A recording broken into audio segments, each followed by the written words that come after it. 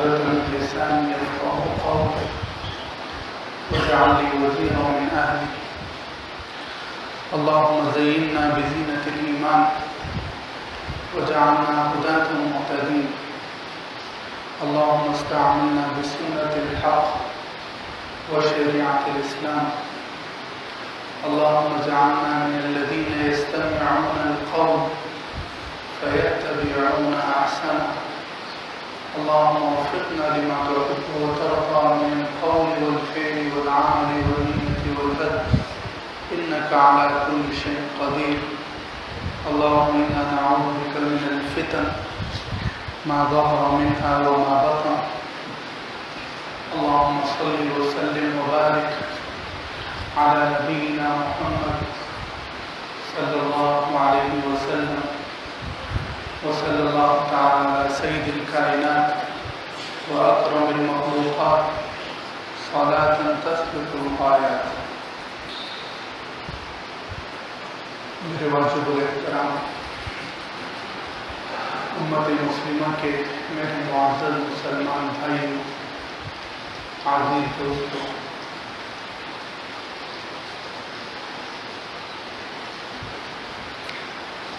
پیارے رسول صلی اللہ علیہ وسلم کا معمول تھا کہ نماز میں درود شریف پڑھنے کے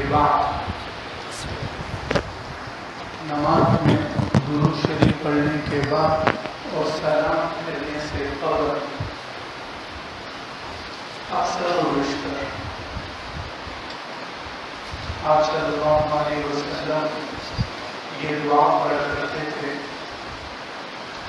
نعوذ باللہ من الفتن ما ظہر منها وما بطن. اے اللہ، ہم آپ سے پناہ مانگتے ہیں ہر قسم کی ظاہری اور باطنی آزمائشوں سے. ہم آپ کی پناہ میں آتے ہیں ہر قسم کے ظاہری اور باطنی فتنوں سے. ایک موقع پر آپ صلی اللہ علیہ وسلم نے 3 مرتبہ یہ بات ارشاد فرمائی. 3 مرتبہ: ان السعید لمن جنب الفتن، ان السعید لمن جنب الفتن، ان السعید لمن جنب الفتن.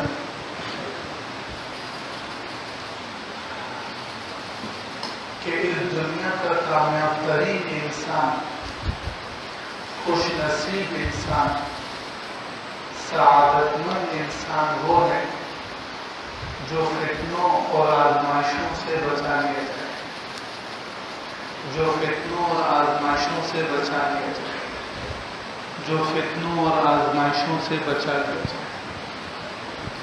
ایک طرف آپ صلی اللہ علیہ وسلم کا نمازوں میں تڑپ تڑپ کر اللہ تعالیٰ سے یہ دعا مانگنا: یا اللہ، فتنوں اور آزمائشوں سے ہماری حفاظت کرنا.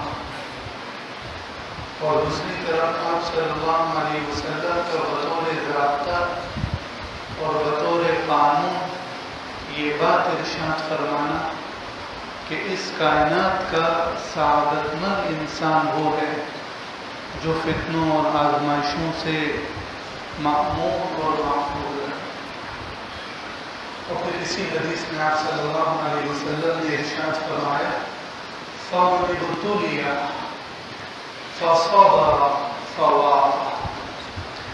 اور اگر کسی کے مقدر میں آزمائش میں مبتلا ہونا تھا اور وہ اللہ تعالیٰ کے حکم، مشیت اور ارادے سے کسی آزمائش کا شکار ہوا، کسی فتنے میں مبتلا ہوا، فَصَبَرَ، لیکن دین پر ثابت قدم رہا، دین اسلام پر مستقل رہا، دینی حوالے سے ڈاواڈول نہیں ہوا، دینی احکامات اور دین کے قوانین اور نظام کے حوالے سے اس نے کوئی سمجھوتا اور کمپرومائز نہیں کیا. تو آپ صلی اللہ علیہ وسلم نے فرمایا: فواہا، ایسے خوش نصیب کے کیا کہنے. یعنی محمد الرسول اللہ صلی اللہ علیہ وسلم، جب بھی آپ صلی اللہ علیہ وسلم کا میرے عزیز و نامی آئے تو آپ حضرات ضرور صلی اللہ علیہ وسلم کہا کریں. آپ صلی اللہ علیہ وسلم نے ارشاد فرمائے کہ ایسا شخص جو فتنوں اور آزمائشوں میں مبتلا ہوا اور پھر ثابت قدم رہا، فرمائے کہ ایسے شخص کا کیا کہنا.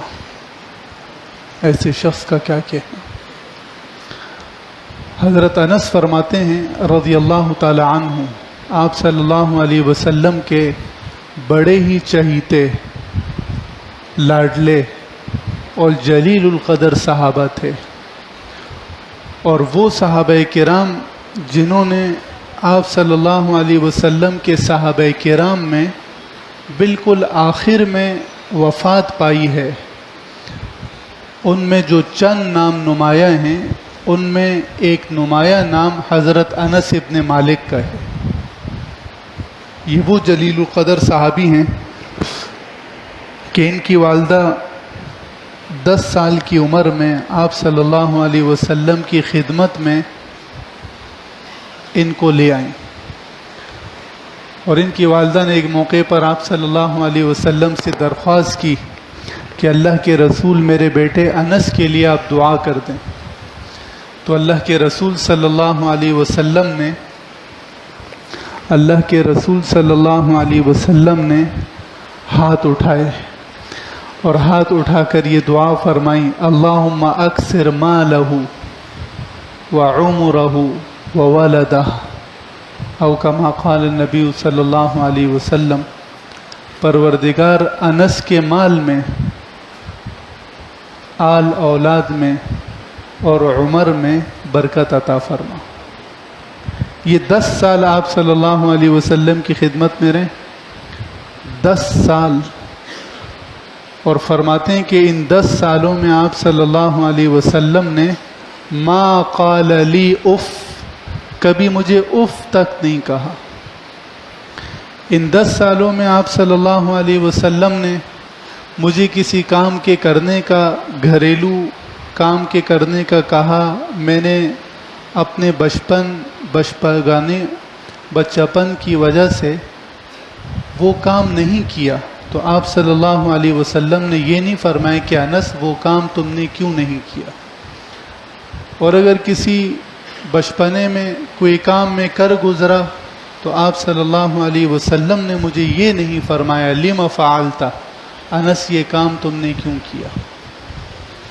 خود فرماتے ہیں کہ مال میں تو اتنی برکت ہوئی کہ اہل مدینہ کا باغ سال میں 1 مرتبہ پھل دیتا، انس کا باغ سال میں 2 مرتبہ پھل دیتا.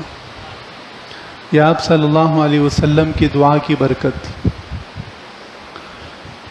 نمبر 2، اولاد میں برکت کا یہ عالم تھا. فرماتے ہیں کہ تقریباً 100 کے لگ بھگ اپنے بیٹوں، پوتوں، نواسوں، نواسیوں کو اپنے ہاتھوں دفن کر چکا. آپ صلی اللہ علیہ وسلم کی دعا ہے بھائی. صحیح، آج کل کا کلچر تھوڑی ہے کہ 2 بچے ہی اچھے. اور فرماتے ہیں کہ تیسری دعا کی قبولیت کے انتظار میں ہوں. تقریباً 100 کے آس پاس آپ نے عمر پائی. تو بہرحال یہ انس ابن مالک فرماتے ہیں کہ ہم نے ایک دن آپ صلی اللہ علیہ وسلم سے پوچھا، اللہ کے رسول آپ کثرت سے یہ دعا پڑھتے ہیں، یا مقلب القلوب ثبت قلبی علی دینک، یا مصرف القلوب صرف قلوبنا علی طاعتک. پروردگار، اے دلوں کے الٹنے پلٹنے والے، اپنے دین پر ہمارے دل کو جما دے، ٹھہراؤ عطا فرما، جماؤ عطا فرما. کیا آپ کا ہمارے متعلق یہ اندیشہ ہے کہ ہم دین اسلام میں داخل ہونے کے بعد کسی فتنے اور آزمائش میں مبتلا ہو کر دین اسلام کو چھوڑ دیں گے؟ آپ صلی اللہ علیہ وسلم نے جواباً ارشاد فرمائے کہ ہاں، ان القلوب بین اصبعین من اصابع الرحمن یقلبها کیف یشاء. یہ جو انسانوں کے دل ہیں، یہ جو انسانوں کے دل ہیں، یہ خدائے رحمان کی انگلیوں میں سے 2 انگلیوں کے مابین ہیں. خدائے رحمان جس طرح چاہتے ہیں ان دلوں کو پھیر دیتے ہیں. انسان کبھی بھی فتنے اور آزمائش میں مبتلا ہو سکتا ہے. اسی وجہ سے آپ صلی اللہ علیہ وسلم نے ارشاد فرمایا ان السعید لمن جنب الفتن، کہ اصل خوش نصیب انسان وہ ہے جو دینی اور دنیاوی فتنوں اور آزمائشوں سے محض اللہ تعالیٰ کے فضل و کرم سے بچا لیا جائے، محفوظ رہے. جلیل القدر صحابی ہیں حذیفہ ابن الیمان. حذیفہ ابن الیمان آپ صلی اللہ علیہ وسلم کے رازدار صحابی کہلاتے تھے. آپ کا لقب تھا صاحب السر. صاحب السر. حضرت عمر رضی اللہ تعالیٰ عنہ اس وقت تک کسی کے جنازے میں شامل نہیں ہوتے جب تک حذیفہ بن یمان اس جنازے میں نہ. اس لیے کہ حذیفہ ابن الیمان آپ صلی اللہ علیہ وسلم کے وہ صحابی ہیں کہ جنہیں آپ صلی اللہ علیہ وسلم نے منافقین کے ناموں پر مشتمل ایک فہرست عطا فرمائی. فہرست عطا فرمائی. وہ فرماتے ہیں کہ لوگ اکثر و بیشتر آپ صلی اللہ علیہ وسلم سے خیر اور بھلائی کے متعلق پوچھا کرتے تھے، لیکن میرا اکثر و بیشتر سوال پیارے رسول صلی اللہ علیہ وسلم سے شر کے بارے میں ہوتا تھا. شر کے بارے میں ہوتا تھا. مخافت ان اقع فی، اس اندیشے سے کہ کہیں لا علمی میں کسی شر اور فتنے میں مبتلا نہ ہو. عربوں کا بلکہ ہر زبان کا ایک مشہور مقولہ ہے من لم یعرف الشر یقع فی، جو شر سے آگاہ نہیں ہوگا، جس سے شر کے متعلق آگاہی اور جانکاری حاصل نہیں ہوگی، وہ حتماً لازماً جل یا بدیر شرور اور فتنوں اور آزمائشوں میں مبتلا ہو کر رہے. دوسری بات آپ نے ارشاد فرمائی کہ اگر کوئی شخص اللہ کے حکم سے کسی فتنے اور آزمائش میں مبتلا ہو گیا اور پھر ثابت قدم رہا، کیا رہا؟ دین اسلام کے حوالے سے ثابت قدم رہا، اور اس نے اس آزمائش میں بھی اللہ اور اس کے رسول صلی اللہ علیہ وسلم کے احکامات پر عمل کرنے کے حوالے سے کوئی سمجھوتا نہیں کیا، کسی لگی لپٹی کا شکار نہیں ہوا، تو ایسے شخص کو شاباش دینے والے اور ایسے شخص کو تمغہ امتیاز دینے والے آپ صلی اللہ علیہ وسلم ہیں.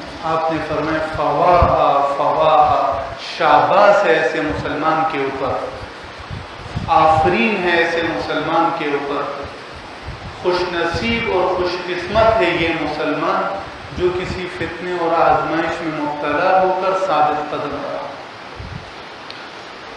حبیب ابن زید کا نام آپ حضرات نے سنا ہوگا. آپ صلی اللہ علیہ وسلم کے بڑے ہی جلیل القدر صحابی تھے حبیب ابن زید. جنگ یمامہ میں مسلمہ کذاب کے ہاتھوں گرفتار ہو کر شہید ہوئے. آپ کو پتہ ہے کہ یمامہ وہ جنگ تھی جو آپ صلی اللہ علیہ وسلم کی وفات کے بعد ختم نبوت کے منکر مسلمہ کذاب کے خلاف لڑی گئی، اور اس جنگ میں مسلمان 13,000 کی تعداد میں تھے، مد مقابل 40,000. آپ اس جنگ کی اہمیت کا اور اس جنگ کے حوالے سے عقیدہ ختم نبوت کی اہمیت کا اندازہ اس بات سے لگائیں. میں غالباً پہلے بھی یہاں یہ بات عرض کر چکا ہوں کہ اللہ کے رسول صلی اللہ علیہ وسلم نے 10 سالہ مدنی دور میں 27 جنگوں میں، غزوات میں، جہاد اور قتال میں مسلح ہو کر بنفس نفیس شرکت فرمائی. 27. اور بقول ابن قیم جوزی رحمۃ اللہ علیہ آپ نے 55 چھاپہ مار دستے دشمنان اسلام کی سرکوبی اور اسلام کی سربلندی اور مسلمان مظلوموں کی بازیابی کے لیے روانہ فرمائے. 56، 55، 27 اور 55. تمام علماء اسلام اس بات پر متفق ہیں کہ اللہ کے رسول صلی اللہ علیہ وسلم کو مدینہ طیبہ میں 2 مہینے بھی اطمینان سے گزارنے کا موقع نہیں. 2 مہینے. بہرحال ان تمام جنگوں میں کتنے صحابہ کرام شہید ہوئے ہیں؟ 250 سے 350 کے درمیان. 250 سے 350 کے درمیان. آپ صلی اللہ علیہ وسلم کی وفات کے بعد منکرین ختم نبوت، منکرین زکات کی سرکوبی کے لیے صدیق اکبر رضی اللہ تعالیٰ عنہ نے بیعت وقت جزیرۃ العرب میں 1 نہیں، 2 نہیں، 3 نہیں، 4 نہیں، 13 لشکر روانہ فرمائے. 13 لشکر. اور یہ سارے لشکر پھر جمع ہوئے ہیں سرزمین یمامہ میں خالد بن الولید رضی اللہ تعالیٰ عنہ کی قیادت میں. اور پھر مسلمانوں کا یہ 13,000 کا لشکر مسیلمہ کذاب کے خلاف برسر پیکار ہوا ہے. اس ایک جنگ میں عقیدہ ختم نبوت کے تحفظ اور حفاظت کی غرض سے جو جنگ لڑی گئی، میرے عزیزو، اس ایک جنگ میں 1000 سے لے کر 1200 صحابہ کرام شہید ہوئے. اور ان میں سے اکثریت علماء، حفاظ، فقہاء صحابہ کرام کی تھی. ابو حذیفہ جیسا عالم صحابی اسی جنگ میں شہید ہوا. عمر بن الخطاب کے بڑے بھائی زید بن خطاب اسی جنگ میں شہید ہوئے. اور سالم مولا ابی حذیفہ، جن کے متعلق صحیح بخاری کی حدیث ہے، آپ صلی اللہ علیہ وسلم نے ارشاد فرمایا 4 لوگوں سے قرآن سیکھو، اگر سیکھنا ہے تو 4 لوگوں سے سیکھو. ایک نام عبداللہ بن مسعود، دوسرا نام زید بن ثابت، تیسرا نام ابی بن کعب اور چوتھا نام سالم مولا ابی حذیفہ. جب ایک موقع پر مسلمانوں نے بے دلی دکھائی اور دشمنوں کے ناگہانی حملے کے نتیجے میں کچھ مسلمانوں کے پاؤں اکھڑنے لگے، تو سالم مولا ابی حذیفہ نے فرمایا کہ یہ تم نے اپنے بچوں کی کیا تربیت کی ہے؟ ہمارے پیارے رسول صلی اللہ علیہ وسلم نے تو ہماری ایسی تربیت نہیں کی. تحنتا، سر پہ خوشبو ملی اور کفن سر کے اوپر لپیٹا، اور دشمنوں کی طرف جب آگے بڑھنے لگے تو بڑے بڑے صحابہ کرام سالم مولا ابی حذیفہ کا راستہ روک کر کھڑے. کہا کہ سالم، اگر آج آپ زخمی یا شہید ہوتے ہیں، علم و عمل کا بڑا نقصان ہوگا.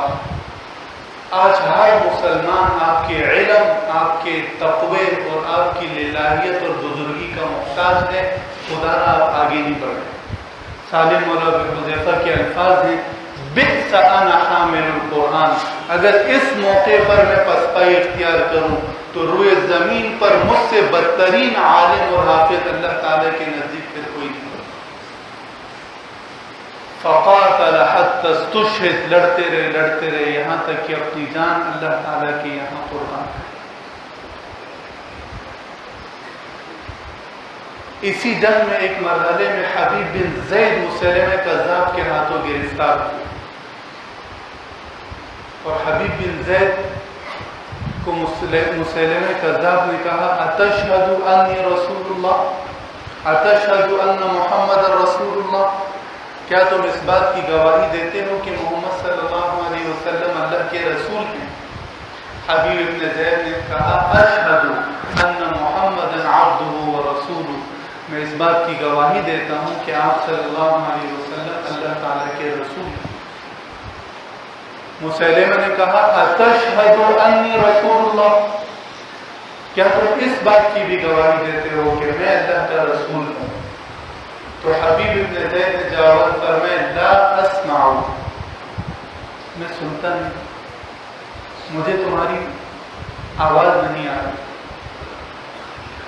فجعل یقطعه اربا اربا، تو حبیب ابن زید اپنے مسیلمہ کذاب حبیب ابن زید سے اپنے اس مطالبے کو منوانے کے لیے ان کے بدن کے ایک ایک عضو کو کاٹنے لگا۔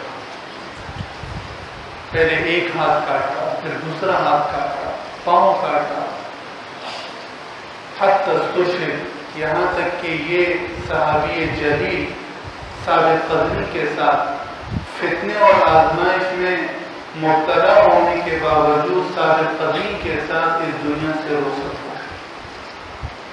جب خالد بن الولید رضی اللہ تعالیٰ عنہ تک حبیب بن زید کی شہادت، دردناک شہادت کی خبر پہنچی تو انہوں نے حضرات صحابہ کرام کو جمع کیا کہ حبیب کو تو اللہ تعالیٰ نے بڑے مقام اور مرتبے سے نوازا ہے، لیکن حبیب کی والدہ جو مارکے میں موجود ہے ان کو ہم خبر کیسے دیں؟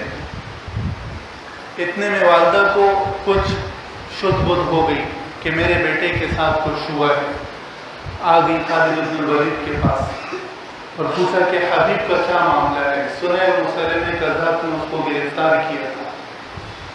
خالد بن الولید نے فرمایا کہ اما جان، آپ کا بیٹا اللہ کی راہ میں ثابت قدمی کے ساتھ لڑتا ہوا شہید ہو چکا ہے۔ کہا کہ خالد اتنی بات پر میں اکتفا نہیں کروں گی، اس کو مسیلمہ نے کس طرح شہید کیا ہے وہ پوری روایات میرے سامنے رکھو۔ خالد بن الولید نے نہ چاہتے ہوئے بھی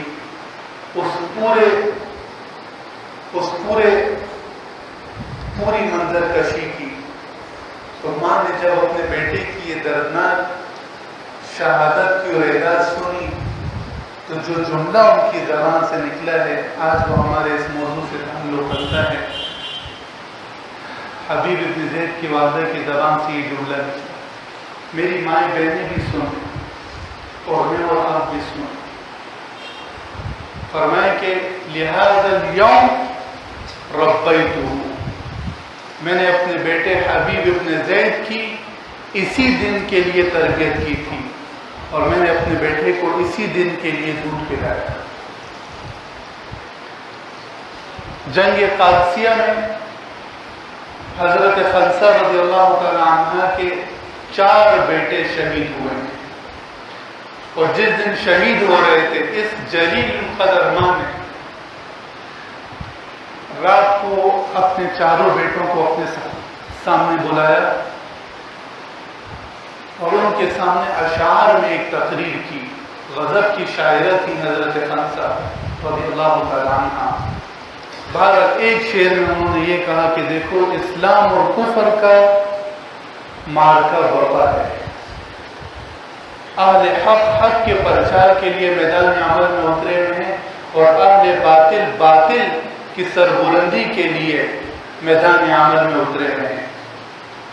دیکھو، نہ تو میں نے تمہارے باپ سے کبھی خیانت کی ہے، نہ کبھی تمہارے ماموں کو رسوا کیا ہے، میں پاک دامن ہوں۔ کل ایسا نہ ہو کہ دشمن کے سامنے پیٹھ دکھا کر مجھے رسوا مت کرو۔ اگلے دن 4 بیٹے مردانوار لڑتے ہوئے ایک ایک کر کے شہید ہوئے، اور جب رات کو ماں کو 4 بیٹوں کی شہادت کی خبر ملی تو ماں کی زبان سے یہ الفاظ نکلے ہیں، آج بھی اسلامی تاریخ کا جو جومر ہے۔ فرمایا کہ الحمدللہ الذی شرفنی بموتی بشہادت ابنائی، تمام تعریفیں اس اللہ کے لیے ہیں جس نے مجھے اپنے بیٹوں کی شہادت سے عزت بخشی۔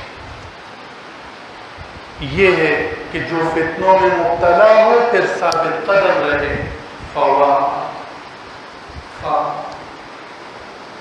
رمضان المبارک کا پیغام بھی یہ ہے، الحمدللہ سے لے کر والناس تک قرآن سننے اور سنانے کا مقصد بھی یہ ہے کہ ہم دین اسلام کے حوالے سے ثابت قدم ہیں۔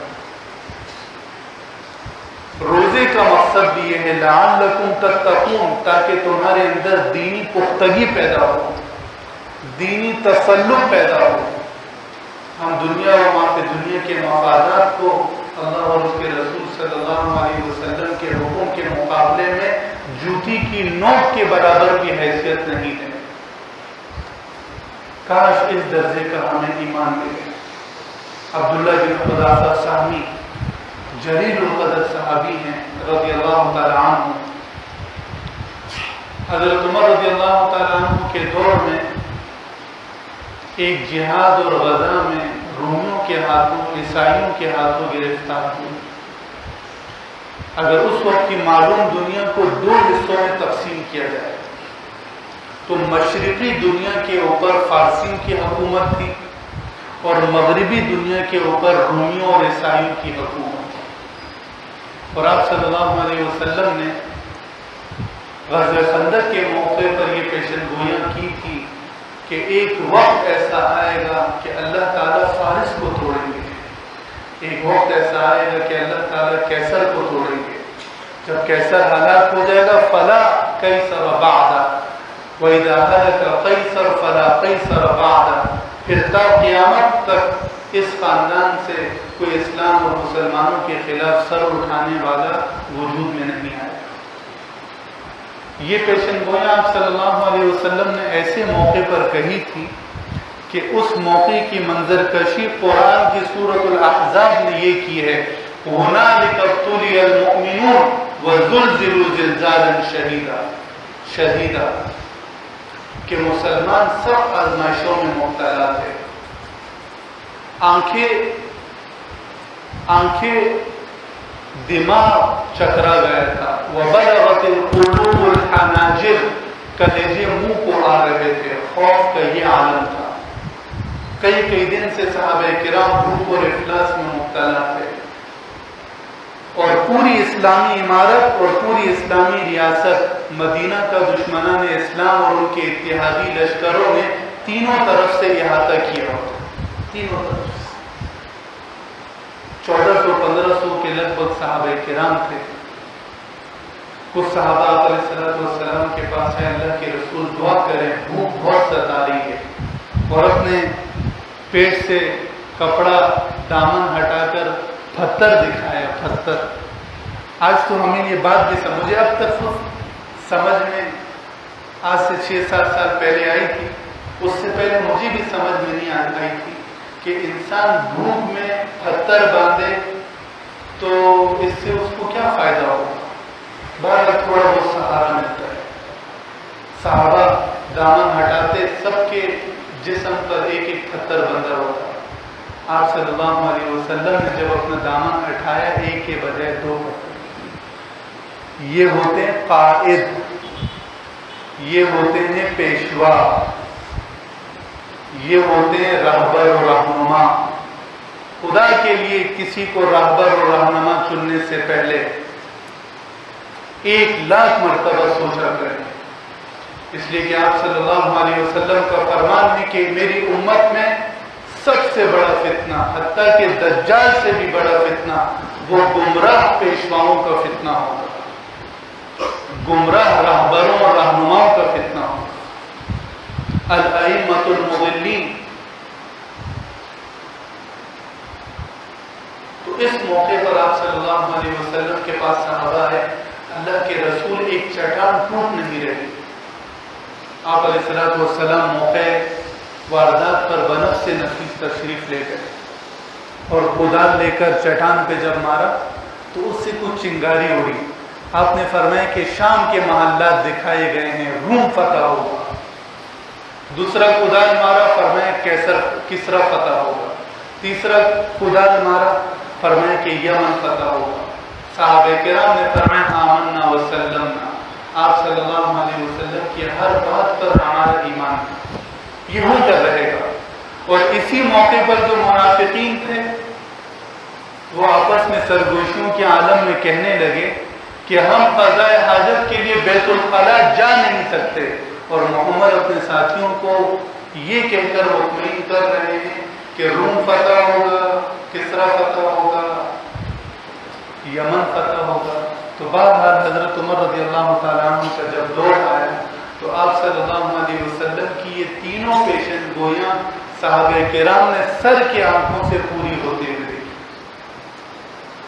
تو رومیوں کے خلاف عبداللہ بن حذافہ رضی اللہ تعالیٰ عنہ برسر پیکار تھے، گرفتار ہوئے دوستوں اور ساتھیوں سمیت رومی جرنیل کے سامنے جب پیش کیے گئے، رومی جرنیل نے عبداللہ بن حذافہ کی صلاحیت قابلیت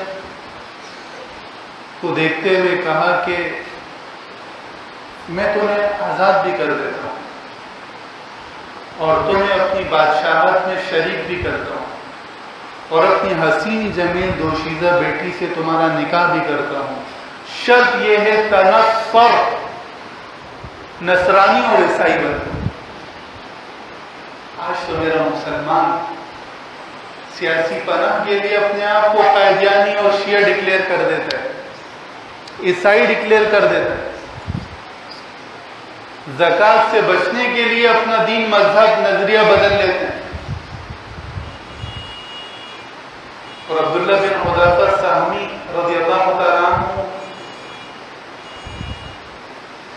کو کیا کہا جا رہا ہے؟ اپنی بادشاہت میں شریک کروں گا، اپنی بیٹی کے ساتھ تمہارا نکاح کروں گا اور تمہارے تمام ساتھیوں کو باعزت رہا کر مدینہ روانہ کروں گا، بس تنس۔ عبداللہ بن حذافہ نے فرمایا کہ تمہیں غلط آدمی ملے،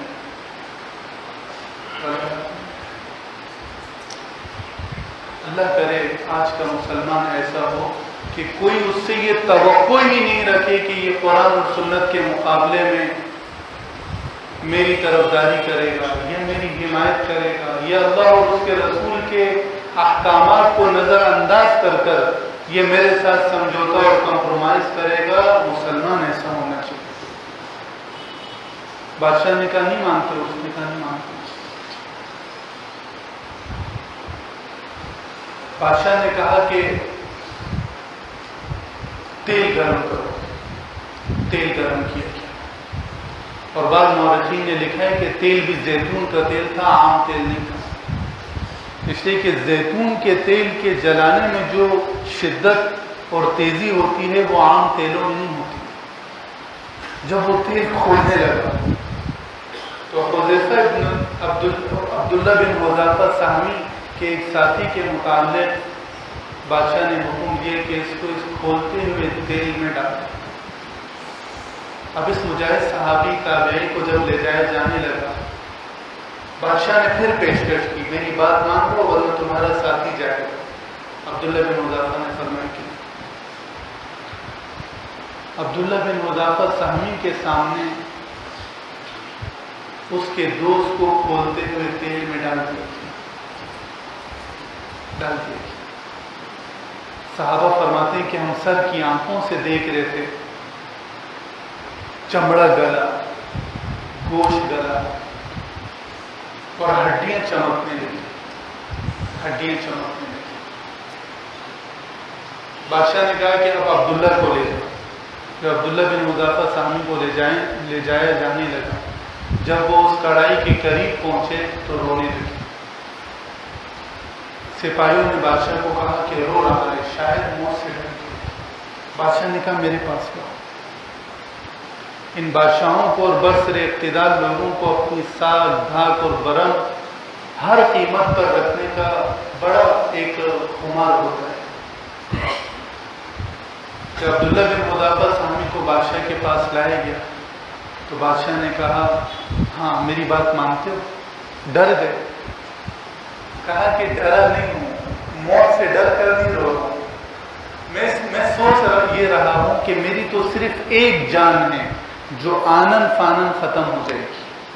میں چاہتا ہوں میرے تن بدن پر، میرے جسم پر جتنے بال ہیں اتنی جانیں ہوتی اور ایک ایک جان میں اللہ کے دین کی سربلندی کے لیے اور تمہیں رسوا کرنے کے لیے قربان کرتا ہوں۔ میں اس وجہ سے ہوں۔ اس حق پرست کی اس حق گوئی نے بادشاہ کو اپنا فیصلہ بدلنے پر مجبور کر دیا۔ کہا کہ لے جا کر قید کر دو اور بھوکا پیاسا رہو۔ کئی دن تک اس مرد جلیل کو بھوکا پیاسا رکھا گیا اور کئی دنوں بعد جو کھانا پیش کیا گیا تو وہ خنزیر اور شراب پر مشتمل تھا۔ جب اس صحابی جلیل کے سامنے کھانا پیش کیا گیا تو صحابی جلیل نے کھانا پیش کرنے والے سے کہا کہ اس عالم میں، اس حالت میں میرے لیے اس کا کھانا جائز ہے، اس لیے کہ جان بچانی ہے۔ فَمَنِ اسْتُرَّ غَيْرَ بَاغٍ وَلَا عَادٍ فَلَا إِثْمَ عَلَيْهِ، اگر میں بقدر ضرورت کھا لوں تو اللہ تعالیٰ کی طرف سے گنجائش اور اجازت ہے، لیکن میں نہیں کھاؤں گا تاکہ کل کو تمہیں یہ موقع نہ ملے کہ ہم نے مسلمان کو کمزور کر دیا، ہم نے مسلمان کو کیا کر دیا؟ کمزور کر دیا۔ میں تمہیں مسلمانوں پر ہنسنے کا موقع نہیں دوں۔ جب بادشاہ کے سامنے دوبارہ پیش کیا گیا عبداللہ بن حذافہ سہمی کو، تو بادشاہ نے عبداللہ بن حذافہ سے فرمایا کہ عبداللہ بن حذافہ ایک بات میری مان لو، میں تمہیں اور تمہارے ساتھیوں کو باعزت مدینہ روانہ کر دوں۔ عبداللہ بن حذافہ نے فرمایا کیا؟ کہا کہ میرے ماتھے پہ بوسہ دو، میرے ماتھے پہ کیا دو؟ بوسہ۔ آخر بادشاہ ہے، اس کو اپنا بھرم کسی نہ کسی درجے میں تو برقرار رکھنا۔ عبداللہ بن حذافہ نے سوچا ایک طرف اس بدبخت کے ماتھے کو بوسہ دے، گناہ ہے، کافر ہے، دین کا دشمن ہے۔ حدیث صحیح میں ہے، آپ صلی اللہ علیہ وسلم نے ارشاد فرمایا اذا مدح الفاسق اهتز له عرش الرحمن، جب کسی فاسق فاجر آدمی کی بلا وجہ تعریف کی جاتی ہے تو اللہ تعالیٰ اس قدر غضبناک ہوتے ہیں کہ اللہ تعالیٰ کا عرش تھرانے لگتا ہے۔ اور یہ قیامت کی علامات میں سے یہ ہے کہ علاقے کا سب سے رذیل انسان علاقے کا سربراہ ہوگا۔ قیامت کی علامات میں سے یہ ہے کہ لوگوں کے شر سے بچنے کے لیے ان کے منہ پر ان کی تعریفیں کی جائیں۔ آثر کی آنکھوں سے یہ پیشن گوئیاں پوری ہوتے ہوئے نظر آ رہی ہیں یا نہیں؟ لیکن دوسری طرف میری اور میرے ساتھیوں کی باعزت رہائی ہے، مدینہ پہنچ جائیں گے، پلٹ کر پھر آ جائیں گے، اپنا حساب بے بات کرا دیں گے۔ تو بہرحال قریب آئے اور اس کے ماتھے کو بوسہ دیا، اور بوسہ دینے کے بعد تھوڑا تھکار بھی دیا، تھوڑا تھوکا بھی۔ عام لوگوں کو تو اندازہ نہیں ہوا کہ بوسہ دینے کے بعد تھوکا ہے۔ عبداللہ بن حذافہ نے فرمایا کہ بوسہ تو میں نے تمہارے مطالبے پر دیا ہے، لیکن یہ تھوکارنا یہ میری دلی رضا اور رغبت ہے۔ بادشاہ نے کہا کہ بس اتنا بھرم قائم ہو گیا کافی ہے، باعزت مدینہ کی طرف روانہ کر کے۔ اب آگے سنیں، حضرت عمر فاروق کا دور ہے، اللہ عمر فاروق کی قبر کو نور سے بھر دے۔ ابھی یہ لوگ مدینہ پہنچے نہیں تھے، روم سے روانہ ہوئے تھے۔ حضرت عمر فاروق رضی اللہ تعالیٰ عنہ کے استخبارات اور انٹیلیجنس والوں نے اس پورے واقعے کی خبر مدینہ میں حضرت عمر فاروق کو پہلے دی۔ آپ کو پتہ ہے عمر فاروق رضی اللہ تعالیٰ عنہ کی فوج میں، پولیس میں، انٹیلیجنس اور ایجنسیوں میں، یہاں بھی بڑے میرے بھائی بیٹھے ہوئے ہوں گے، کون لوگ ہوتے تھے؟ جو وقت کا بڑا عالم ہوتا تھا، جو تقوی کا پہاڑ ہوتا تھا، جس کی راتیں اللہ کے سامنے گڑگڑاتے ہوئے گزرتی تھیں، جو راتوں کو مصلح کی پشت پر ہوتے تھے اور دن کو اللہ کے دین کی سربلندی کے لیے اور مظلوموں کی داد رسی کے لیے گھوڑے کی پشت پر ہوتے تھے۔ رہبان باللیل و فرسان بالنہار کے مصداق، ایسے لوگوں کو حضرت عمر فاروق رضی اللہ تعالیٰ عنہ کہ سچائی جن پر ختم تھی، دیانت اور امانت جن پر ختم تھی، ایسے لوگوں کو حضرت عمر فاروق رضی اللہ تعالیٰ عنہ فورسز میں، پولیس میں اور انٹیلیجنس میں جگہ دیا کرتے تھے۔ کہا کہ نظام اسلامی ملکوں میں بھی آ جائے، معاشرہ بدل جائے، معاشرہ بدل جائے۔ اس کورونائی ڈرامے کا اگر اب بھی ہم نہیں سمجھیں گے تو کب سمجھیں گے؟ لا ينزغ المؤمن من جحر بجحر واحد مرتين. میرے عزیزوں مسلمان ایک سوراخ سے 2 مرتبہ نہیں ڈسا جاتا ہے. اس وقت عالمی دنیا میں محمد الرسول اللہ کی شریعت نافذ نہیں ہے. بل گیٹس اور بگ برادرز کی شریعت نافذ ہے. آج خدائی اور رحمانی SOPs پر عمل نہیں ہو رہا, شیطانی اور دجالی SOPs پر عمل ہو رہا ہے. عبادت گاہوں کو ویران کرنے کے لیے ایک مسجدوں کے متعلق, دینی مراکز کے متعلق ایک ایسی فضا بنائی جا رہی ہے کہ بچہ جب مسجد کے لیے جاتا ہے والدین منع کرتے ہیں, بیٹا مت جاؤ, کسی وبا میں مبتلا نہ ہو جاؤ. انا للہ و انا الیہ راجعون. اللہ کے رسول صلی اللہ علیہ وسلم فرما رہے ہیں کہ جو مسجد میں آ جائے وہ اللہ کے ضمان میں ہے, وہ اللہ کی حفاظت میں ہے. یہ آپ صلی اللہ علیہ وسلم کا فرمان ہے. فرمائے کہ جو صفوں کو جوڑے یا اللہ آپ ان کو جوڑیں, اور جو صفوں کو توڑیں یا اللہ آپ ان کو کاٹ کر رکھ دیں. یہ نسائی شریف کی روایت ہے. من وصل صفا وصلہ اللہ ومن قطع صفا قطعہ اللہ. مدینہ طیبہ کا پرانا نام کیا تھا؟ یثرب. یثرب کے معنی ہیں وبائی علاقہ. اللہ کے رسول صلی اللہ علیہ وسلم جب مکہ معظمہ سے ہجرت کر مدینہ طیبہ تشریف لائے, یہ پورا مدینہ وبائی علاقے کے حوالے سے مشہور تھا. بخاری شریف میں حضرت عائشہ فرماتی ہیں کہ میرے والد ابو بکر, بلال اور اکثر صحابہ کرام اس حد تک دق کی بیماری میں مبتلا ہوئے اور اس حد تک بخار میں مبتلا ہوئے, قریب تک کہ جان نکل جائے. آپ صلی اللہ علیہ وسلم نے اللہ تعالیٰ سے دعائیں کی. اللہ تعالیٰ نے مدینہ کی وباؤں کو جحفہ کی طرح منتقل کر دیا, اور آج جحفہ میں اکثر سعودی بادشاہوں کے محلات ہیں. وبائیں تو آپ علیہ السلام کے زمانے میں بھی تھی. کیا ان کی احتیاط کے لیے یہی SOPs اختیار کی گئی جو آج کی جا رہی ہیں؟ کیا مسجدوں سے روکا گیا؟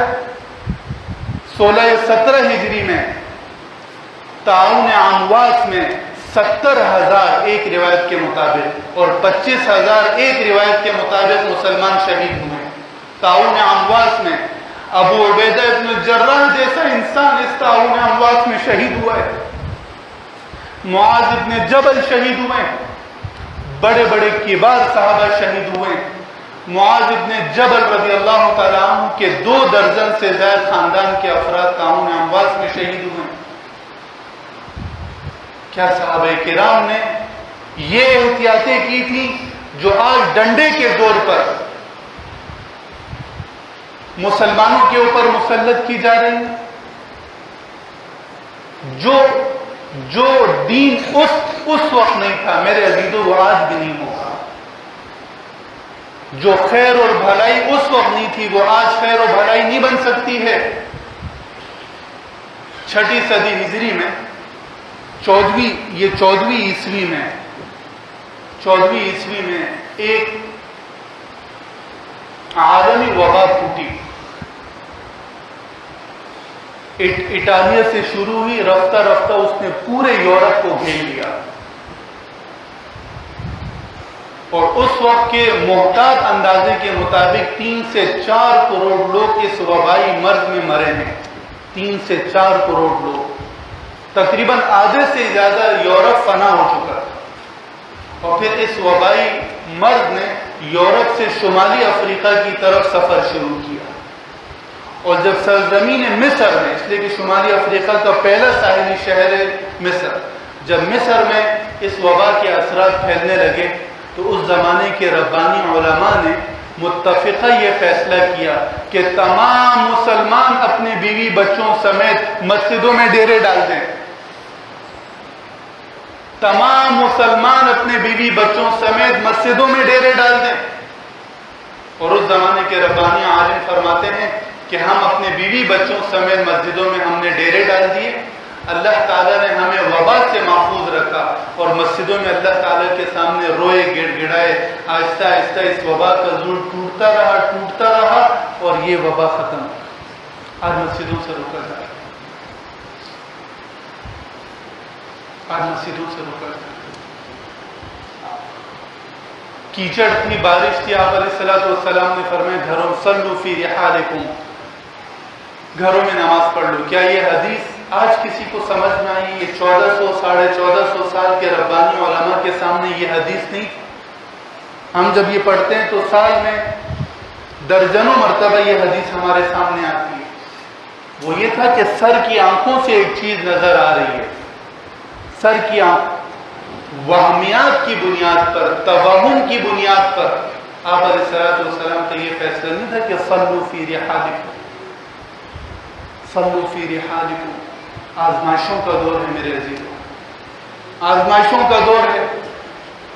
حضرت عمر رضی اللہ تعالی عنہ کو جب پتہ چلا کہ عبداللہ بن حذافہ آ رہے تو اہل مدینہ کے ساتھ ان کے استقبال کے لیے حدود مدینہ میں کھڑے ہو گئے، اور جب یہ جلیل القدر صحابی سرخرو ہو کر حدود مدینہ میں پہنچے ہیں، حضرت عمر نے ان کو گلے سے لگایا ہے اور عبداللہ بن حذافہ کا ماتھا چوما ہے، اور فرمایا کہ جو شخص اللہ اور یوم آخرت پر ایمان رکھتا ہے، حق علیہ ان یقبل راس عبداللہ بن حذافہ، اس پر لازم ہے کہ عبداللہ بن حذافہ کا سر اور ماتھا چومے۔ یہ ہے کہ جو فتنے اور آزمائش میں مبتلا ہوا فصبر، اور پھر ثابت قدم رہا فواہ۔ اب ثابت قدمی کا کیا طریقہ ہے؟ ثابت قدم رہنے کا طریقہ کیا ہے؟ تو میرے عزیزوں 100 باتوں کی ایک بات قرآن سے وابستہ، یہ جو الحمدللہ سے لے کر والناس تک میں اور آپ نے قرآن سنا، سنایا، پڑھا، پڑھایا، اس سے مضبوط تعلق ایمانن تو مجھے یہی باتیں آتی ہیں، جہاں بھی جاتا ہوں بس اپنے اسی سبق کو دہراتا ہوں۔ قرآن سے وابستہ ہونا ایمانن، قرآن سے وابستہ ہونا تلاوتن، قرآن سے وابستہ ہونا فہمن، قرآن سے وابستہ ہونا عملاً، قرآن سے وابستہ ہونا دعوتاً و تبلیغاً، اور قرآن سے وابستہ ہونا تنفیذاً۔ اگر آپ حضرات ناراض نہ ہو تو میرے ساتھ یہ الفاظ دوہرا دیں، بڑے بابرکت قرآنی الفاظ ہیں۔ قرآن سے وابستہ ہونا ایماناً، تلاوتاً، فہماً، عملاً، تبلیغاً، تنفیذاً۔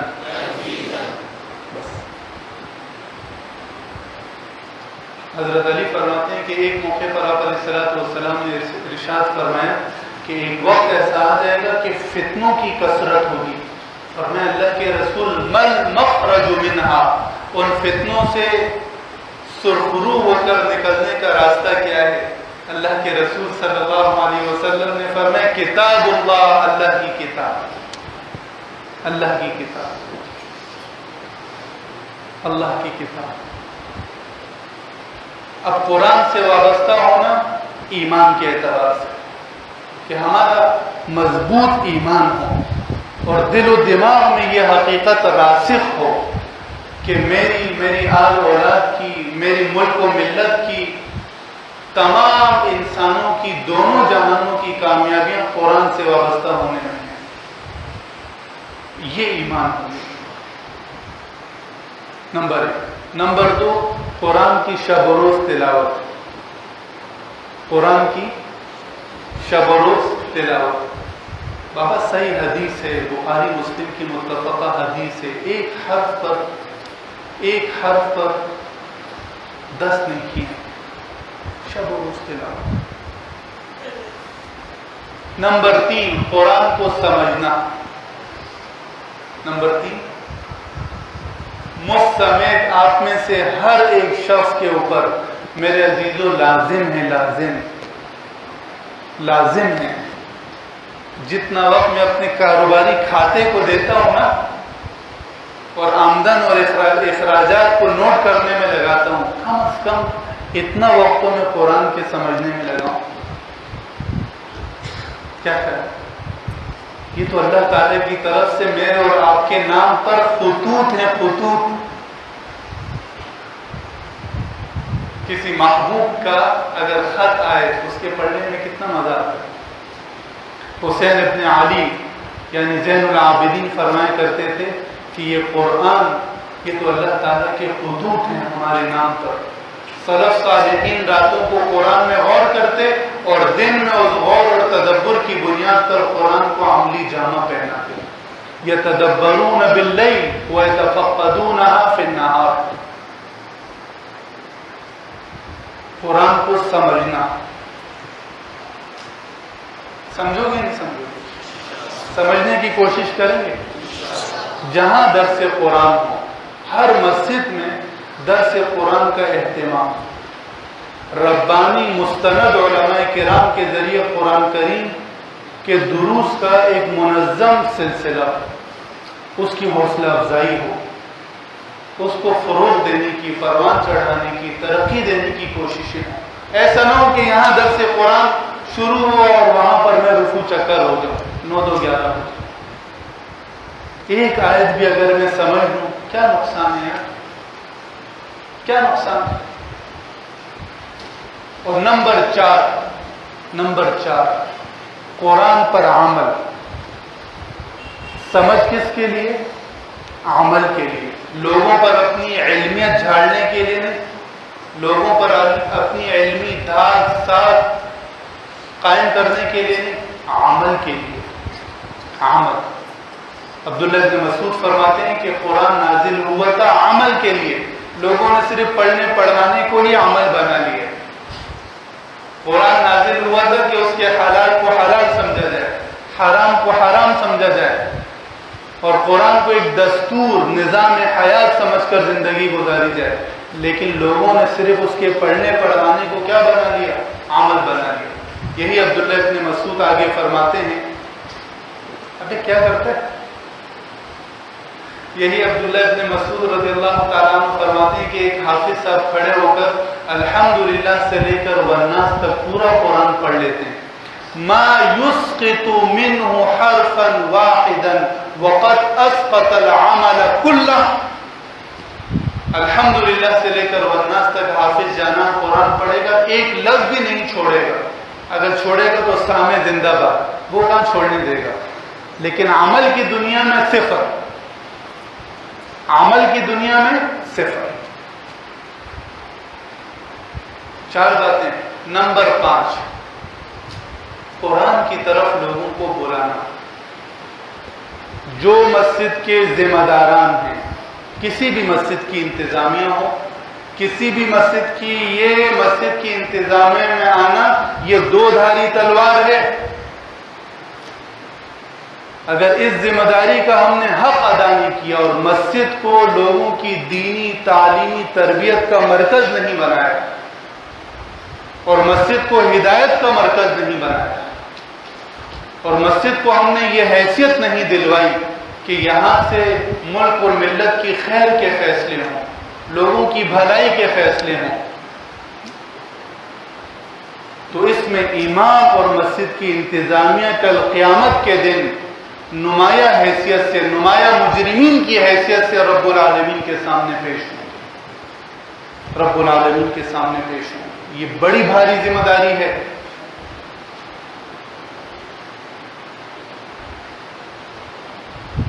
قرآن کی طرف لوگوں کو دعوت دینا, قرآن کو بنیاد بنا کر تبلیغ کرنا, قرآن کو بنیاد بنا کر ایک تعلیمی تربیتی نظم قائم کرنا, قرآن کو بنیاد بنا کر اصلاح اور تزکیہ کا ایک سلسلہ شروع کرنا. یہ قرآن کا میرے اور آپ کے اوپر میرے عزیزوں حق ہے, حق. کل قیامت کے دن اس حوالے سے بات پرس ہوگی, بلکہ میں اس سے بھی بڑھ کر کہوں کہ اپنی تمام دلچسپیوں کی بنیاد اللہ کا قرآن ہو. ہر قدم اٹھانے سے پہلے قرآن سے رہنمائی لی جائے, ہر قدم اٹھانے سے پہلے قرآن سے رہنمائی لی جائے. ہم بے برکتی کا شکار ہوتے ہیں, گھر میں بیماریاں آ کے ڈیرے ڈال دیتی ہیں, کاروبار میں کوئی نقصان ہو جاتا ہے, بس عاملوں کے ہتھے چڑھ جاتے ہیں, وہ ہماری دنیا بھی برباد کرتے ہیں, آخرت بھی برباد کرتے ہیں. خدا کے چراغ تلے اندھیرا, قرآن جس کے پاس ہو، اس سے بڑا عمل کیا ہے؟ جو درد آپ کے دل میں ہوگا جب آپ میرے پاس آئیں گے تو وہ درد میرے دل میں کبھی بھی نہیں آئے گا.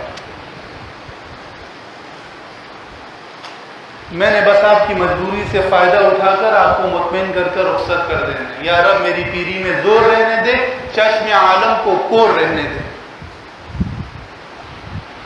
جس کو ٹھیس پہنچتی ہے جب وہ قرآن پڑھے گا، اس کا قرآن پڑھنا جو رنگ لائے گا وہ میرا یا کسی اور کے پڑھنے میں وہ رنگ نہیں ہوگا. یاد رکھیے، ہماری تمام تر سرگرمیوں کی بنیاد اللہ کا قرآن ہے. آپ 40 دن تک اپنے گھروں میں سورۃ البقرہ کی خود تلاوت کریں. روزانہ نہیں کر سکتے ہیں، 5 دن میں بقرہ ختم کریں، تھوڑا تھوڑا کر کے. 40 دن متواتر کریں. آپ کے گھر کا نقشہ اگر نہیں بدل جائے، مجھے آ کر حیران سے پکڑیں. مت جائیں خدا کے لیے عاملوں کے پاس.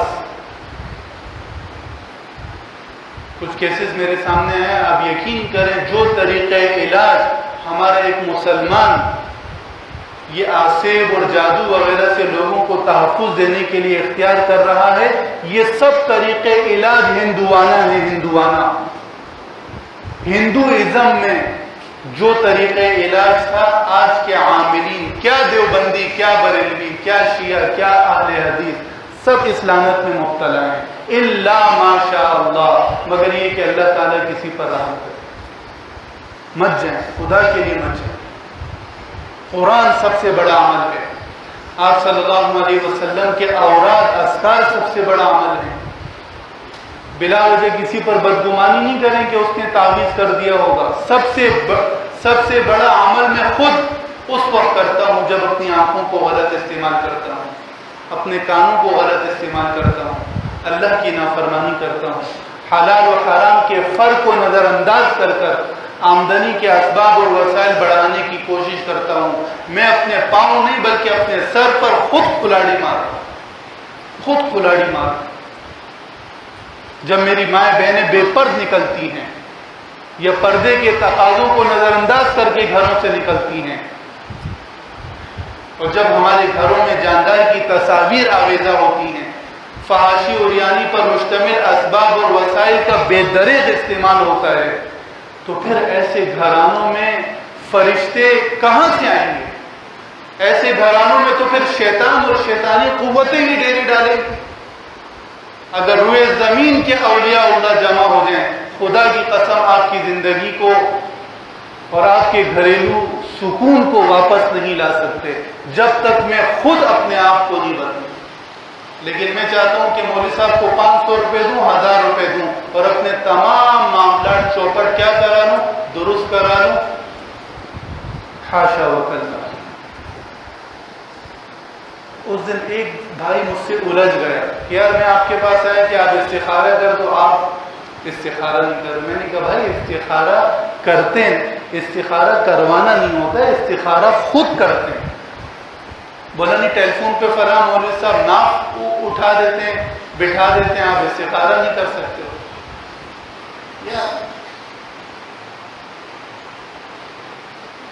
ٹیلی فون آئے گا، ہاں بھائی 1 بارش 2 بارش ناف اتری بھی ہے، 5 منٹ بعد فون کریں، ہاں بھائی ناف چڑھ گئی، وہ بھی مطمئن ہے. یہ کیا ہے؟ کپڑا لے آئیں گے، سامنے رکھ دیں گے، اس کو ناپیں گے، ہاں بھی جادو ہے. پھر دوسری مرتبہ ناپیں گے، آسیب ہے. تیسری مرتبہ ناپیں گے، دونوں ہیں. اوہ، یہ 4 تعویذات لے جائیں، یہ 4 جلانے ہیں، 4 سمندر میں بہانے ہیں، اور 4 کسی ایسی جگہ لٹکانے ہیں کہ بس ہوا اس کو ہلاتی رہے. ہائے ہائے یار، کامن سائنس، عقل عام سے کیا یہ آصف صحابہ کے زمانے میں نہیں تھے؟ ہاں، حضرت عمر کی بیٹی حفصہ رضی اللہ تعالی عنہ، آپ صلی اللہ علیہ وسلم کی گھر والی ہیں حفصہ. ان پر اس حد تک جادو ہو چکا تھا کہ قریب تھا کہ انتقال کر جائیں. کیا انہوں نے یہ سوچنے کی بات مجھے پتہ ہے بعض ساتھی ناراض ہوں گے.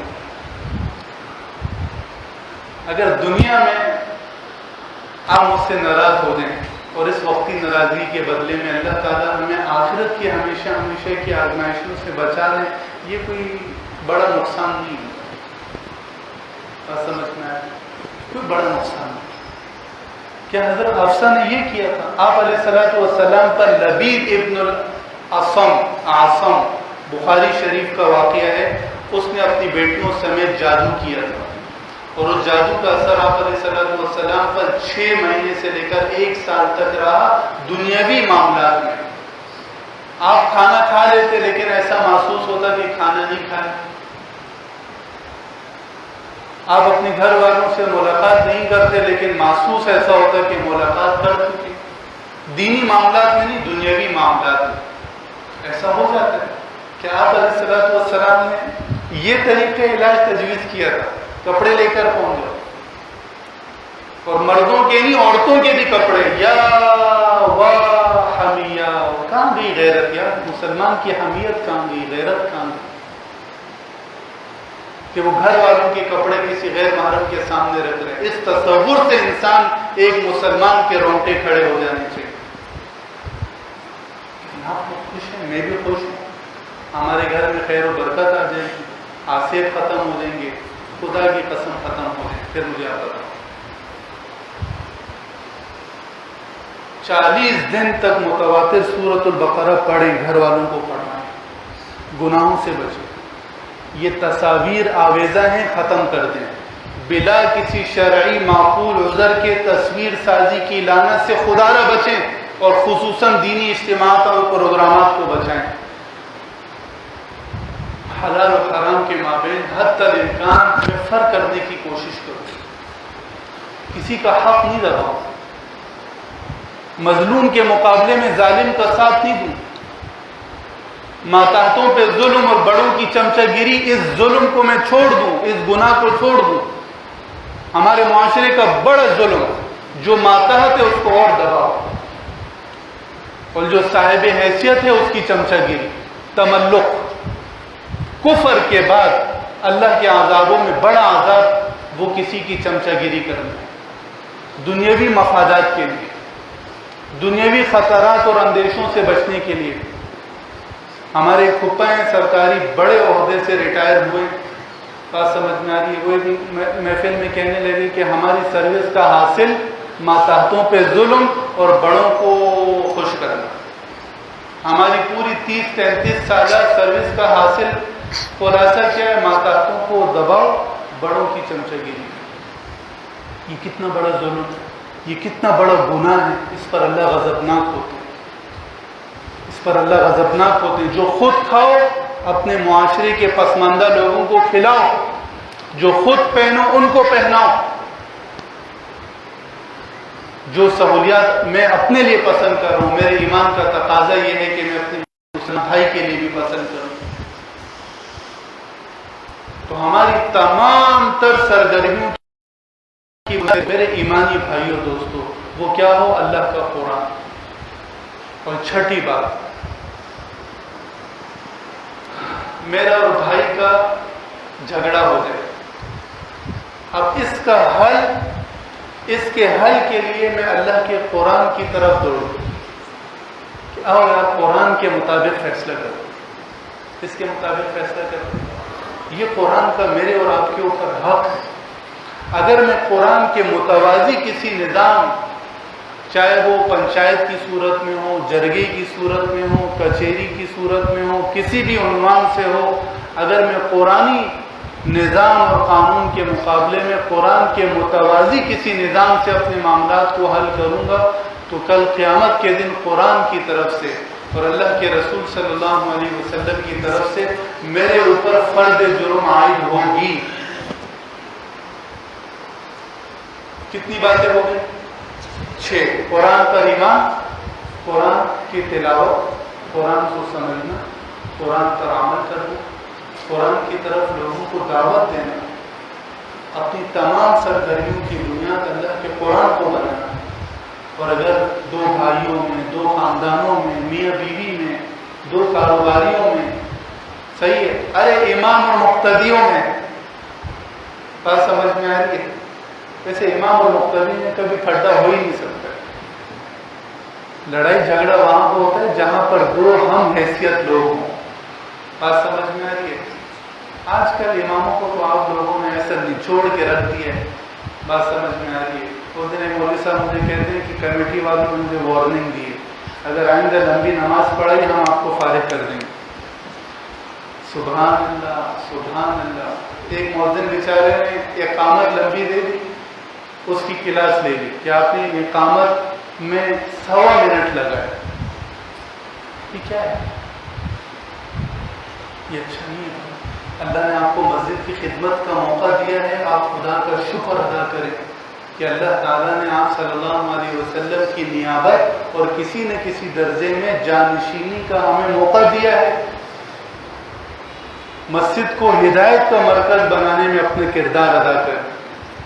ہاں کے پکارے یہاں پر حق بیان ہو. ظاہر سی بات ہے کہ کوئی مسجد میں ایسی بات نہیں کرے گا جو علاقے میں افراتفری پھیلائے. کوئی مسجد میں ایسی بات نہیں کرے گا جس سے ملک و ملت کا ماحول خراب ہو. یہاں تو خیر کی بات ہوگی. اس حوالے سے کسی ربانی عالم پر کوئی قدغنیں نہ لگائی جائیں، ورنہ اس مسجد سے پھر ہدایت کے فیصلے نہیں ہوں گے، گمراہی کے فیصلے ہوں گے. اور وہ مسجد کے مسئول اور ذمہ دار کل رب العالمین کے سامنے ایک مجرم کی حیثیت سے کھڑے ہوں. اگر ان 6 باتوں پر میرا اور آپ کا عمل ہو تو یہ قرآن سے وابستہ ہونے کا آسان راستہ ہے. اور قرآن سے وابستگی دنیا اور آخرت کی تمام سعادتوں کا باعث ہے. بس انہی باتوں پر میں اکتفا کرتا ہوں. اگر میری بات کسی کو گراں لگی ہو معذرت چاہتا ہوں. سمجھ میں آ رہی. ان اريد الا الاصلاح ما استطعت وما توفیقی الا باللہ علیہ توکلت والیہ انیب. آپ ذرا جس محبت سے بیٹھے، اللہ اپنے شان رب العالمین اپنے شان آپ کو اس کا اجر عظیم اور اجر جزیل عطا فرمائے. اور ان تمام باتوں کو کل قیامت کے دن ہماری سرخروئی کا باعث اور سبب بنے. تاثرات بھی ہے، 29ویں شب ہے. دعا کریں اللہ تعالیٰ اس تاثرات کو اور رمضان مبارک کی عبادتوں کو، ساعتوں، لمحات کو ہم سب کے حق میں دین و دنیا کی کامیابیوں اور سعادتوں کا باعث اور سبب بنے. یا رب لک الحمد کما ينبغي لجلال وجهك وعظیم سلطانك. اللهم لك الحمد كالذي تقول وخيرا مما نقول. اللهم إنا نعوذ برضاك من سخطك وبمعافاتك من عقوبتك وبك منك لا نحصي ثناء عليك أنت كما أثنيت على نفسك. اللهم صل وسلم وبارك على نبينا محمد صلى الله عليه وسلم. يا مقلب القلوب ثبت قلوبنا على طاعتك. يا مصرف القلوب صرف قلوبنا على طاعتك. يا الله يا أرحم الراحمين. اللهم إنا نسألك بأسمائك الحسنى وصفاتك العلى.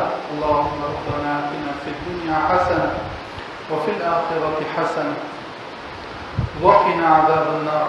ربنا هب لنا من أزواجنا وذرياتنا قرة أعين واجعلنا للمتقين إماما. رب إني لما أنزلت إلي من خير فقير. اللهم صل وسلم وبارك على نبينا محمد صلى الله عليه وسلم. یا ارحم الراحمین یا ارحم الراحمین یا ارحم الراحمین. محض اپنے لطف و کرم سے، اپنے فضل و کرم سے ہمارے گناہوں کو معاف فرما. یا اللہ ہماری خطاؤں لرزشوں سے درگزر فرما. ہمارے صغیر کبیرہ گناہوں کو محض اپنے فضل و کرم سے معاف فرما. یا ارحم الراحمین روز محشر میں آپ صلی اللہ علیہ وسلم قرآن کریم کی روزے کی سفارش ہمارے حق میں قبول فرما. یا اللہ یا ارحم الراحمین اس بات سے ہماری حفاظت فرما کہ قرآن ہمارے خلاف آپ کے سامنے کھڑا ہو. قرآن کی حجت بازی سے ہماری حفاظت فرما. قرآن کو دنیا اور آخرت میں ہمارے حق میں برہان بنا، حجت بنا، سفارشی بنا. یا اللہ قرآن کے حلال کو حلال سمجھتے ہوئے اس پر عمل کرنے کی توفیق عطا فرما. قرآن کے حرام کو حرام سمجھتے ہوئے اس سے اجتناب و پرہیز کرنے کی توفیق عطا فرما. یا ارحم الراحمین اپنی کامل محبت اطاعت اور اتباع کے ساتھ نصیب فرما. یا اللہ روز محشر میں آپ صلی اللہ علیہ وسلم کے ہاتھوں جان کوثر پینے کی توفیق عطا فرما. یا اللہ محض اپنی فضل و کرم سے ہمارے بیماروں کو گھروں میں ہیں ہسپتالوں میں ہیں شفاء کامل عاجل نصیب فرما. یا ارحم الراحمین یا ذا الجلال والاکرام جو مقروض ہیں قرض کی ادائیگی کا بندوبست فرما. کاروباری حوالے سے پریشان ہیں اپنی قدرت کاملہ سے ان کی پریشانیوں کا ازالہ فرما. بے روزگار ہیں رزق حلال واسع نصیب فرما. یا ارحم الراحمین اگر ہمارا کوئی بھائی کسی مشکوک یا حرام ذرائع آمدنی میں مبتلا ہے یا اللہ اپنی قدرت سے یا اللہ رزق حلال فرما. یا اللہ جن گھروں میں بے چینیاں ہیں بے سکونیاں ہیں اطمینان چین سکون عافیت نصیب فرما. یا ارحم الراحمین جو لوگ اپنے بچوں اور بچیوں کے رشتوں کے حوالے سے پریشان ہیں یا اللہ مناسب معتدل رشتے مہیا فرما. حاضرین مجلس سمیت جس مسلمان بھائی بہن نے یا اللہ دعاؤں کی درخواست کی ہے تمام کی نیک جائز حاجات دل کی مرادیں محض اپنے فضل و کرم سے پوری فرما. اطمینان چین سکون عافیت ایمان والی زندگی نصیب فرما. یا اللہ سرزمین فلسطین کی حفاظت فرما. مظلوم فلسطینیوں کی کشمیریوں کی افغانیوں کی عراقیوں کی شامیوں اور برما والوں کی حفاظت فرما. جان مال عزت آبرو ایمان کی حفاظت فرما. یا اللہ اہل اسلام کو غیرت و حمیت عطا فرما. یا اللہ ہمارے حکمرانوں کو صائب اور درست فیصلہ کرنے کی توفیق عطا فرما. ظالموں اور جابروں کو یا اللہ ہدایت عطا فرما. اگر ان کے مقدر میں ہدایت نہیں نشان عبرت بنا یا اللہ ان کے شر سے پوری انسانیت کو محفوظ فرما. اہل حق اہل خیر جو بھی ہیں جہاں بھی ہیں جس شکل میں ہیں یا اللہ ان کی مدد فرما نصرت فرما. ہمیں ان کے ساتھ شامل فرما. جہاں کہیں تیرے دین کا کام ہو رہا ہے کسی بھی حوالے سے جو آپ کے نزدیک مقبول اور منظور ہے یا اللہ ان کی مدد فرما ان کی نصرت فرما. یا اللہ اس مسجد سمیت دنیا بھر کی مساجد کی دینی تبلیغی دعوتی مراکز کی حفاظت فرما. تمام دینی تنظیموں اور جماعتوں کو باہمی اتفاق و اتحاد کی توفیق عطا فرما. مخلصانہ دین کے کام کرنے کی توفیق عطا فرما. پروردگار اہل شر اہل باطل کو ہدایت عطا فرما. ان کو اپنے مضمون ناپاک عزائم اور مقاصد میں ناکام فرما. یا اللہ انہیں ہدایت عطا فرما انہیں ہدایت عطا فرما. یا اللہ اگر ان کے مقدر میں ہدایت نہیں ان کے شر سے پورے عالم اسلام کی حفاظت فرما پوری انسانیت کی حفاظت فرما. اللهم انا نسألك من الخير كله عاجله وآجله ما علمنا منه وما لم نعلم ونعوذ بك من الشر كله عاجله وآجله ما علمنا منه وما لم نعلم. اللهم انا نسألك من خير ما سألك منه عبدك ونبيك ونعوذ بك من شر ما عاد به عبدك ونبيك.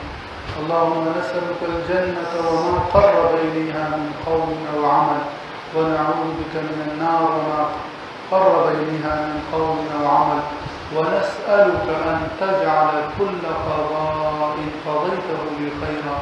اللهم من أرادنا بسوء من جميع خلقك من الجن والإنس فأعمي عنا عينيه وأصم عنا سمعه وأشغل عنا قلبه وخذه من بين يديه ومن خلفه وعن يمينه وعن شماله ومن فوقه ومن تحته يا حي يا قيوم یا ذا الجلال والاکرام. تمام اہل ایمان مرحومین مرحومات کی مغفرت فرما.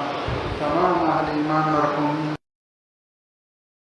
تمام اہل ایمان مرحومین مرحومات کی مغفرت فرما. ہمارے اس ملک سمیت پورے عالم اسلام کے چپے چپے کی یا اللہ حفاظت فرما. یا اللہ ہمارے اس ملک سمیت پورے عالم اسلام کے چپے چپے کی حفاظت فرما. اہل قرآن کو اہل حق کو غالب فرما. یا اللہ اہل شر کو مغلوب فرما. سبحان ربک رب العزت عما یصفون وسلام علی المرسلین.